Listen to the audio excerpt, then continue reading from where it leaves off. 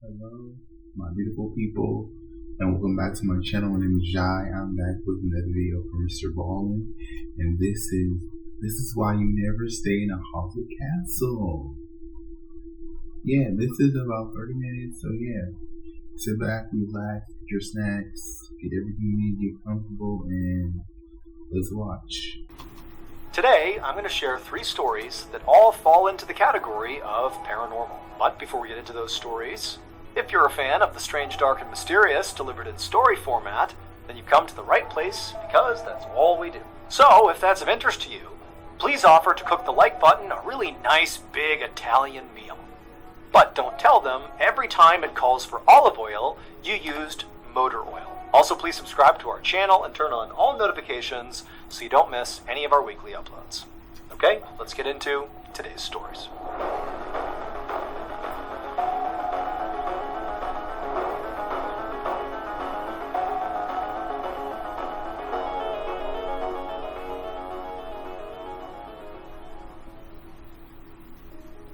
One night in the summer of 1921, a young man named Carl Logies walked across the farm that he had recently purchased in rural Ohio. He was on his way to check on his horses and his cattle one last time before he went to bed. He had a gun on his hip and a lantern in the other hand, and as he walked across the farm, he sort of looked out at the farmhouse and the barn up ahead and the water well and all this land, and he couldn't help but feel really proud of what he had. I mean, this was all his. So Carl had always dreamed of having this, of having his own farm. And he'd been able to get this one for a really low price, because apparently the people who owned it before him had been very eager to get rid of it, and he had seen it as a great opportunity.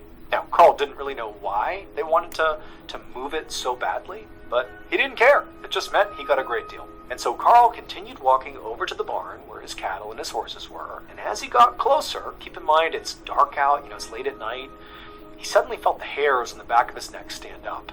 And he had this unmistakable feeling that he was being watched. But Carl, he lives alone. It's just him and his animals. Like, there's no reason there would be anybody nearby to watch him. And so instinctively, Carl stops where he is and he whips around and he shines his lantern in all directions, just seeing if there's somebody there, but there's nobody. Granted, his field of vision is pretty limited. I mean, it's dark outside, his lantern's not that bright, but for the most part, he can tell that there's no one in the immediate vicinity. He's all alone. So then his thought is, well, is there a predator nearby? I mean, is there an animal watching me? But Carl, he's looking around, and it's a peaceful, quiet night, and, the previous owners certainly hadn't mentioned any risk of predators in the area. And so Carl tells himself, he's just being paranoid. I mean, he's new to this property. He doesn't really know what it's like to be here, and so he tells himself, you're just overthinking it, go to the barn, take care of your animals, and just go to bed. Everything is fine. And so Carl turns around, and he walks over to the barn. He goes inside, and he kind of busies himself getting the horses and the cattle ready for the night, and, he's in there for a few minutes, and for the most part, he's forgotten about that strange feeling he had when he came over, that feeling of being watched. But after he was wrapping up, he couldn't help but start to feel like he had that feeling again, that there was somebody watching him.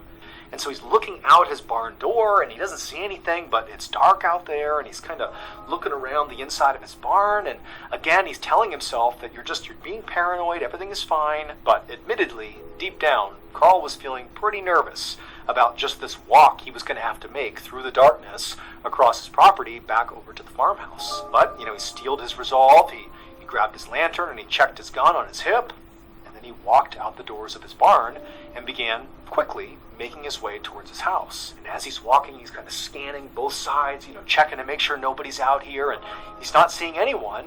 And right as he's about halfway to his house, something catches his eye on the far side of the property, something kind of off in the distance. And he stops and he aims his lantern in that direction, which doesn't really illuminate that much, but it illuminates enough to see that there's actually somebody standing on his property.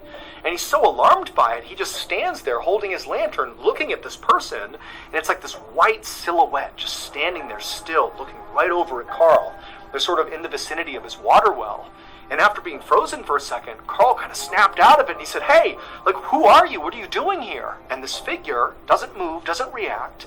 They just stand there kind of staring at Carl, and then they turn and begin kind of moving moving away from Carl in the direction of the water well. And Carl, at this point, he doesn't know what's happening. He thinks that this person clearly is some sort of trespasser. They must have been here earlier. Like, that's what I was feeling. They were here. They've been watching me. Are they going to try to rob me? Like, who is this? And so he draws his gun and he starts chasing after this person. And as he's running, his lantern's waving back and forth. And like as he's running, he loses sight of this white figure. And by the time he actually gets to the water well, he realizes he's lost this person. They're just gone. At this point, Carl really didn't know what to make of this. He didn't know where this person went. Like, he has no idea if they've doubled back around and they're going to try to go in his house at some point here. He does not understand what's happened or where they've gone. He doesn't know who they are. And so all he can think to do as he's standing there by the well, out of breath, from running there, is just to yell out that, he's got a gun and he's not afraid to use it and don't you dare come back here. But despite yelling out these sort of open-ended threats into the darkness, there's no response.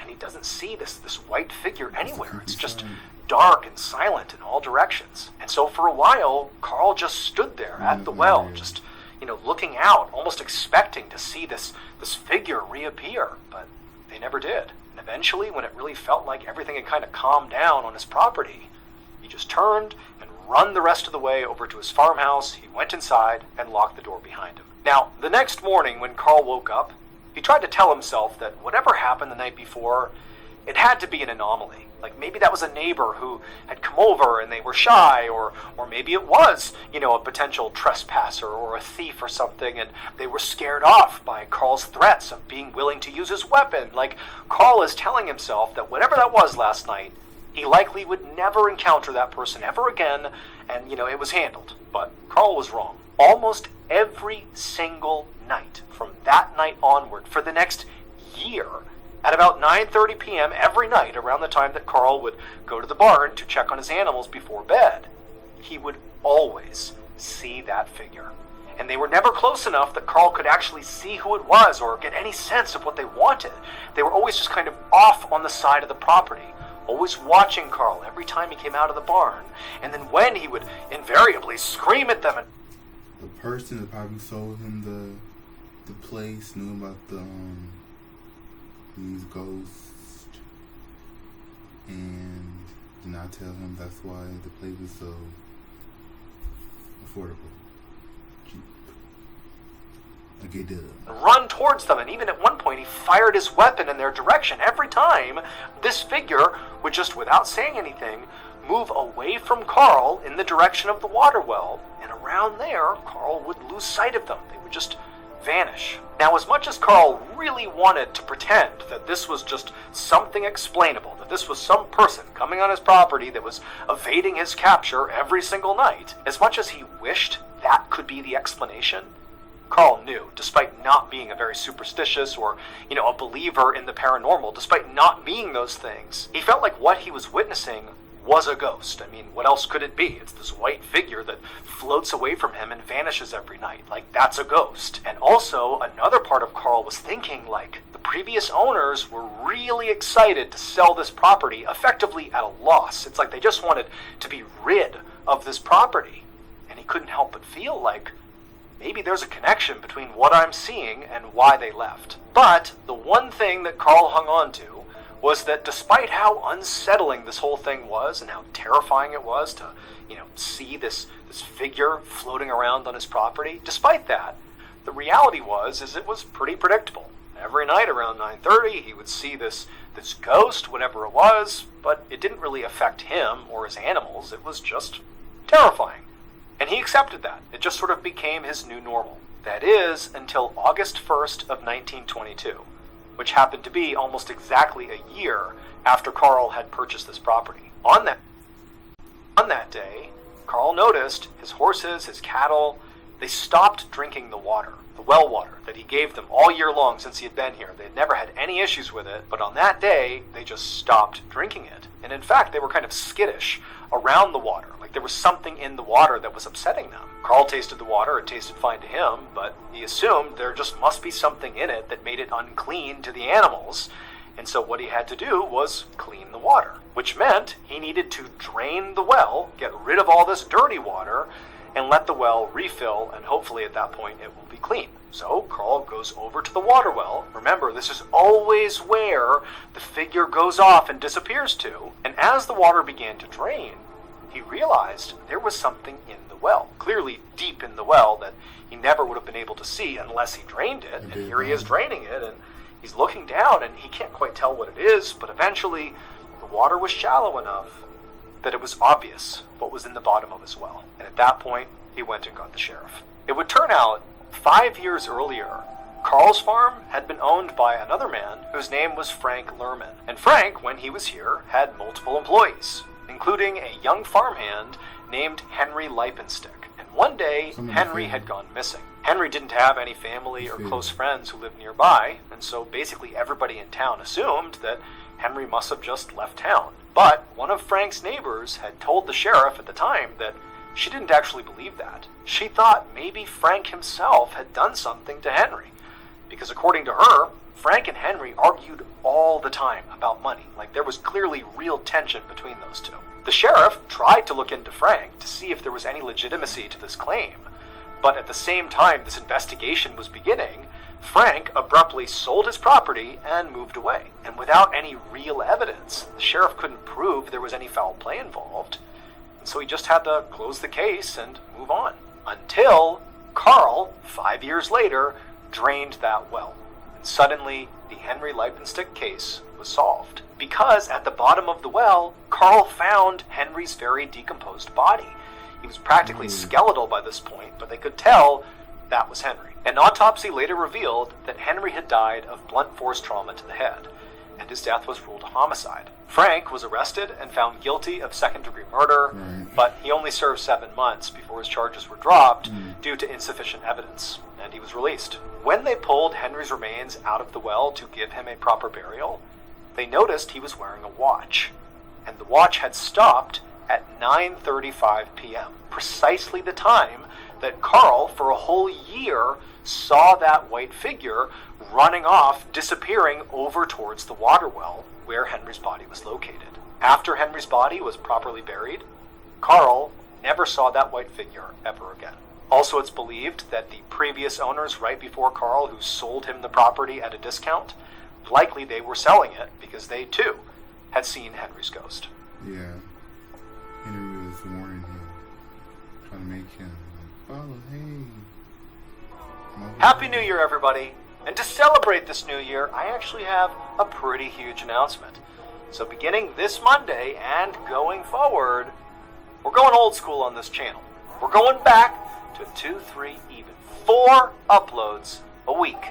And this is none of that like oh, we edited it differently so it's brand new. No, we're talking new content up to 4 times a week. So how will it actually work? Well, this week, you're going to be getting new stories on Monday, Wednesday, Friday, and of course Saturday. Saturday is the same as it's always been and will continue to be. And then each and every week after that, you're going to be getting 2, 3, even 4 brand new Mr. Ballen episodes every single week. You've told me that you want more strange, dark, and mysterious stories, and now you're going to get it. Can't wait to see you guys. Thank you.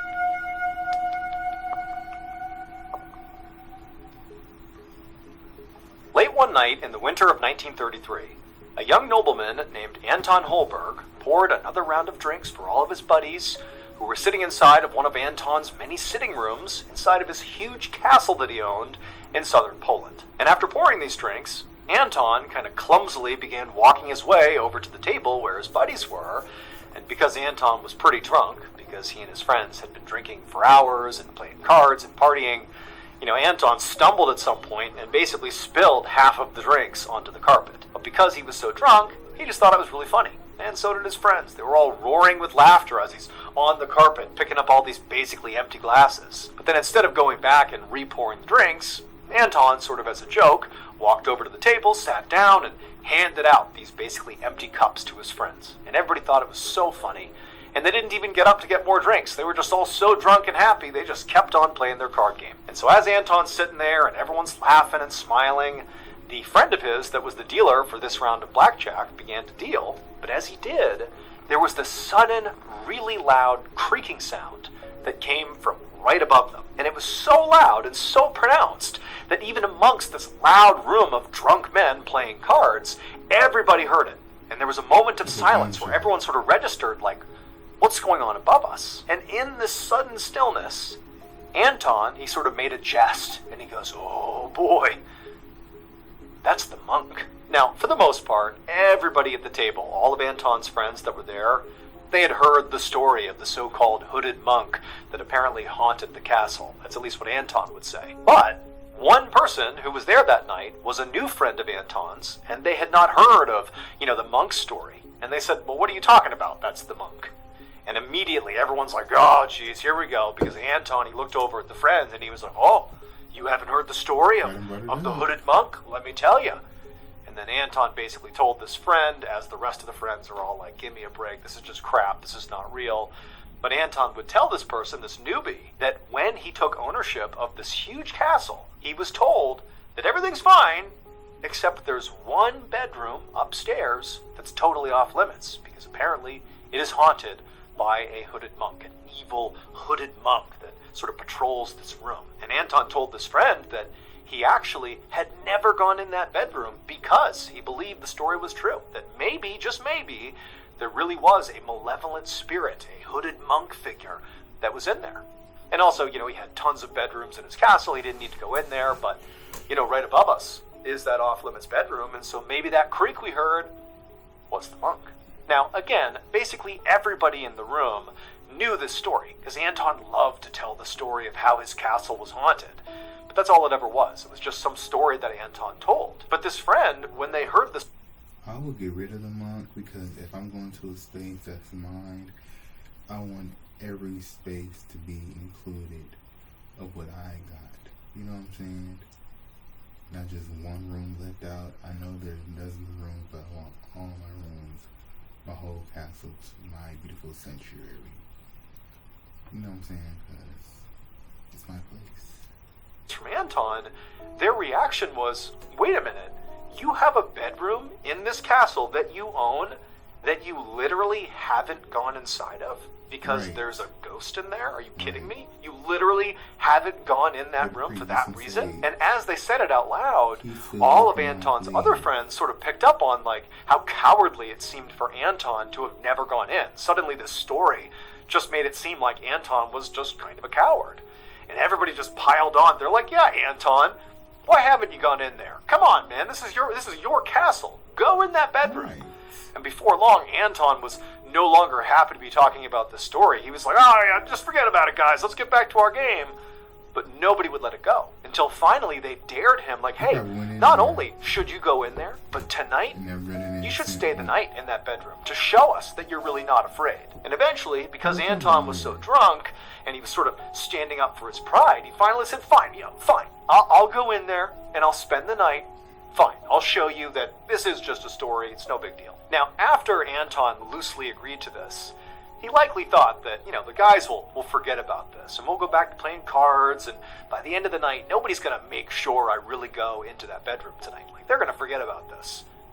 But no, the friends would not let this go. And at the end of the night, when they had kind of wound down their card game, and everybody was feeling pretty tired, they all were like, okay, Anton, we're going to walk you up to your bedroom to make sure you sleep inside of that haunted room. And because Anton had already publicly declared that he wasn't afraid and he would do it, he was like, okay, let's go. And so the group, with Anton in the lead, they left the sitting room, and they went up the stairs to the second floor, and they go down the hallway to the bedroom where supposedly, this hooded monk ghost resided. And the door, it wasn't barred up or anything, but, again, Anton had never been in there, but he had grabbed the key. And Anton, he goes up, and he sort of nervously unlocks the door, and then before pushing it open, he turns and looks at his friends, and he's like, all right, I'm going in, trying to see if they really wanted him to do it. And all his friends are sort of looking at him sort of hesitantly, but they're like, yeah, go inside, go, do it. And Anton's like, all right, pushes the door open, and he and his friends, they all look inside. For the first time, Anton is now laying eyes on the inside of this bedroom. And really, there was not much to see. I mean, it was a bedroom, and there was old furniture in there that looked like it had been there for hundreds of years, covered in dust, and there's cobwebs everywhere, but it basically just looked like a really old bedroom that nobody used. And so his friends are like, all right, Anton, get in there. And Anton's like, all right, I'll see you in the morning. And he he goes inside the room, Maybe some and he shuts the breakfast. door, and then the friends, they all But I'll walked make back it. down the I'll hall, make it. went into their respective bedrooms where they were sleeping, and everybody went to bed. Several hours later, in the middle of the night, as all the friends are all asleep, Scream there's loud this again. sudden, extremely loud, blood-curdling scream that appeared to be coming from the bedroom where Anton was, inside the haunted room. And so the friends, they jump out of bed, they run into the hallway, they go down the hall, and they get to the door and they try to open it, the room that Anton's in, but it's locked. And they start banging on the door, yelling, "Anton, are you okay? Are you okay?" Because even though they had put him up to this, they had dared him to do this, Keep down the door. they didn't really think there was any risk, but at the same time, maybe there was something bad in there, so they're worried. They're worried about Anton. They want to make sure he's okay. But after pounding and yelling on the door, there was no response. The haunted bedroom where Anton was completely silent. And the friends, they all kind of exchanged worried glances, and they're like, "We got to get in there. We got to make sure he's okay. Something just feels wrong. That scream, that's somebody in danger. Like Anton could be hurt here." And so they began smashing this door, ramming into it, until finally they literally blew the door off its hinges. And when they looked into the room and saw what was going on, they couldn't believe it. When Anton went into the bedroom to spend the night, his friends would recall hearing the sound of him turning the key and locking the bedroom door behind him. So Anton is in this haunted bedroom and he's locked inside, and there's no other way in or out of this bedroom. So he is in there totally alone and he's locked the door. So keep that in mind. So now, a few hours later, after hearing this scream, the friends blow the door open, literally knock it off its hinges because it was locked, and they find Anton. And he's dead. And he's laying on the bed on his back, and the only sign of something that happened to him is there's this red mark around his neck, like a ligature mark, a thin red ligature mark around his neck. But there's no rope or line anywhere in the room. There's no sign of a struggle. There's nothing else really in this room except for Anton. And he's just inexplicably dead with this mark on his neck. Authorities got involved and they searched the room top to bottom, and they never found any rope or any line, nothing that could have left those marks on his neck. And they also did an autopsy on Anton, but they couldn't figure out what his cause of death was. So just the fact that Anton died in this really inexplicable way in a bedroom that he claimed was haunted is pretty mysterious. But it becomes even more mysterious when you consider the whole story about this ghost that haunted this castle. So Anton, when he would typically tell the story, would just basically say, well, there's this evil hooded monk that is upstairs in one of the bedrooms, and that's why I don't go in it. And that's kind of the whole story. But that's not the whole story. That's just kind of the version that Anton would tell. The whole story was, this castle has been haunted for hundreds of years. There is an evil monk that lives in that bedroom upstairs, and if you go in there, the evil monk will kill you by strangling you with a thin rope. That's the story. And so it really makes you wonder, because to this day, nobody knows how Anton Holberg died alone in that locked bedroom after seemingly being strangled by a rope that didn't exist. Wowzers. The silk hat.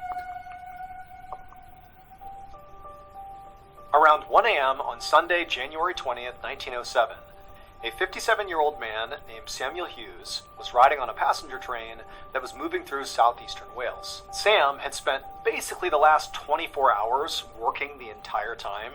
He was a salt merchant, and he had left the town where he lived, a town called Blackwood, and taken a train south about an hour to another town called Newport, where he did a lot of business. And basically all day Saturday, from early morning all the way until late at night, he had been working, and now finally, 1 a.m. on Sunday, he's back on a train heading back to his town in Blackwood. But despite how utterly exhausted he's not a lot of business, airtime else named Samuel. Around 1 a.m. on Sunday, January 20th, 1907, a 57-year-old man named Samuel Hughes was riding on a passenger train that was moving through southeastern Wales. Sam had spent basically the last 24 hours working the entire time. He was a salt merchant, and he had left the town where he lived, a town called Blackwood, and taken a train south about an hour to another town called Newport, where he did a lot of business. And basically all day Saturday, from early morning all the way until late at night, he had been working. And now finally, 1 a.m. on Sunday, he's back on a train heading back to his town in Blackwood. But despite how utterly exhausted he was on this ride back home, barely able to keep his eyes open, Sam was just so relieved that soon, very soon, he would get off the train, he'd be back in his house, and he could just collapse in bed. And so that's all he's thinking about. And so for a little bit longer, Sam is, fighting to keep his eyes open, and the train's rumbling along, and he can tell he's getting close to home. I mean, he rides this train all the time. This is a pretty, regular route for him. And then finally, Sam feels the train start to slow down, at which point he gathers up all his things. He gets up and kind of shuffles his way into the hall, and then once the train came to a full stop, he stepped off the train, onto the platform, relieved that, he's now maybe 10 minutes from home. But as the train took off from the station, Sam, who's again standing on this platform, it's late at night here, he's looking around, and he realizes something. In his stupor, in his exhaustion, he didn't realize this was not his stop. He had gotten off one stop too early. It was like he was on autopilot. He was so tired, he got off thinking he was home, but he wasn't. And now the train is gone, and remember, this is the early 1900s. He didn't have a quick way to get from where he was to his home. Like, there wasn't going to be another train anytime soon, nor did he know the train schedule. He also didn't have a way to call a cab or anything. It's 1, 2 in the morning here. And so Sam realizes he basically can either find a place to stay in whatever town this is, or he can basically walk to Blackwood, which is, a pretty good walk away, but he figured, maybe, this town was close enough he could do it. And so he figured, his first step here is just leave the platform and just go find somebody, anybody in town that maybe is out and about, and just kind of figure out where we are, how do I get to Blackwood, is there a hotel nearby or an inn or something, but he needs to go find somebody. And so even though Sam at this point is furious with himself and really just wants to spend time dwelling on the fact that he's made this mistake, he's sort of over that, and he's just focused on finding a solution. And so Sam leaves the platform and he starts walking, in the general direction of lights that he sees off in the distance. But this is a small train platform. He's clearly not near any major city. It's pretty much dark and just rural roads going in different directions. And so he really does not have high hopes that he's going to run into anybody anytime soon. But surprisingly, after leaving the platform and walking not very far, he got to an intersection where he saw another person walking up the other street. And he quickly realized it was a police officer. And so Sam is so relieved, an authority figure, they can help me. And he flags down the police officer, and the officer comes over, and they're kind of sizing up Sam, like, what are you doing out here? It's the middle of the night, you got luggage with you, like, what's going on here? And Sam explained the mistake he had made and asked the officer, like, hey, is there a place to stay here? Or maybe, is it walkable to get to my town, Blackwood? And the officer would tell him, like, there is places to stay in this town, but if you're up for it, it would only take you, maybe an hour if you did want to make the walk to Blackwood. And if I was in your shoes, I might do that. And Sam, he thought about it, and he was like, what? I just want to get home. I want to get in my own bed. So yes, just point me in the right direction. And so the officer, he explained to Sam that luckily it's really simple. You just basically go straight down that road, and you walk for about an hour until you reach a bridge. Once you get over the bridge, follow some signs, and it'll be really obvious that you're right near Blackwood, and you'll make it the rest of the way. And so Sam thanked the officer and then gathered up his things, and he began walking in the direction of his town. Several hours later, a little after 3 a.m., Sam's wife, Bess, was awake inside of their home in Blackwood. She was awake because she was waiting for Sam to get home. She knew he would have a long day in Newport, but by now she knew he should be home. He went on this trip fairly regularly. She knew how long it took, even on the long end, and it being 3 a.m. and him not being home was starting to be pretty concerning. And so she's up, she's kind of anxious, and all of a sudden, she hears Sam calling out to her. He's clearly out in front of the property. He must have known that she was awake. He could see the lights on inside the house, and he was calling out to her that, he was returning. And so Bess, she's overcome with relief. She knows her husband is safe. She grabs a candle and she goes to the front door to greet her husband. She opens the door and she looks out, and it's not her husband. Her husband is nowhere to be found. Instead, there is this dark figure standing on her porch just inches away, looking right at Bess. And Bess, she freezes when she sees it, but she isn't scared. There's a weird calm about what she's looking at. She doesn't know what it is. She has no idea what to do, but she's just standing there, calm, as this figure is right in front of her, not moving. And as she's just staring at it, she realizes it's dressed in this long black cloak, and it had on a black silk hat.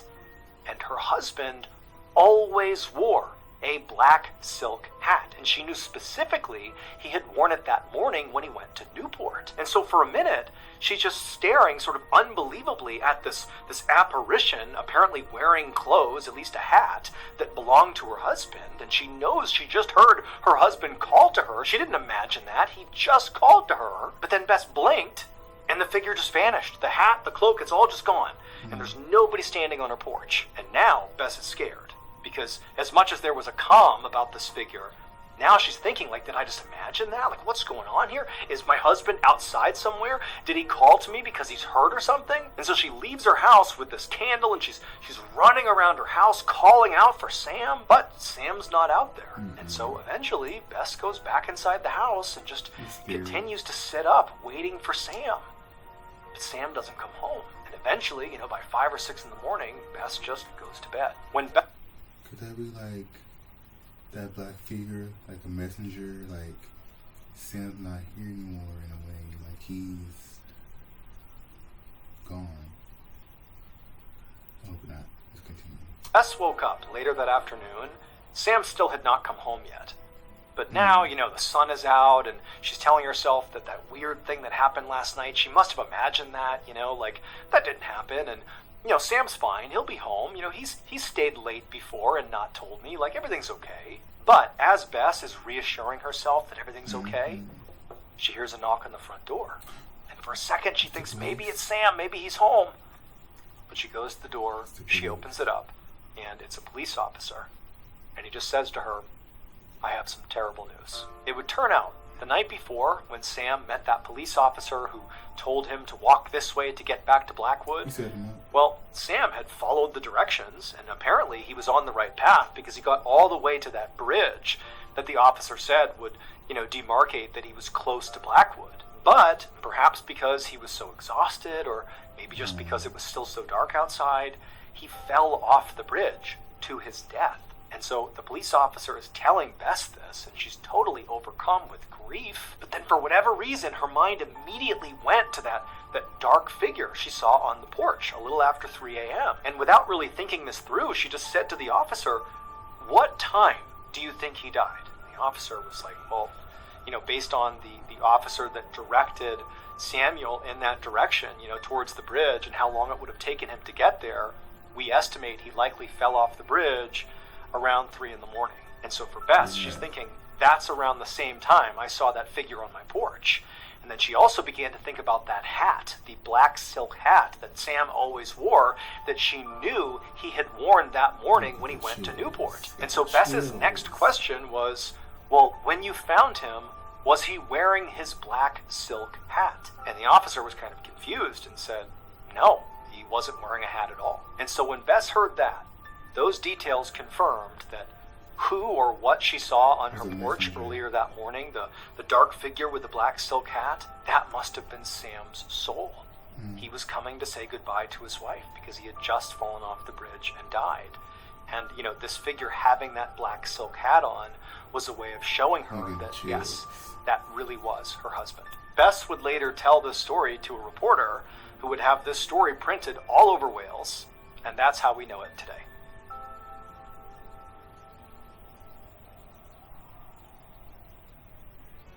Thank you so much for watching. Let me know what you thought of today's episode. Yeah, the last story was sweet and sad in a way, and I was right. He basically was the messenger. It wasn't the messenger, it was actually him telling goodbye. Her hearing, calling her name, and yeah. And I feel like if I had a house and a room's off limits because haunted, I would want to do something to just make the spirit go away. There's some kind of way.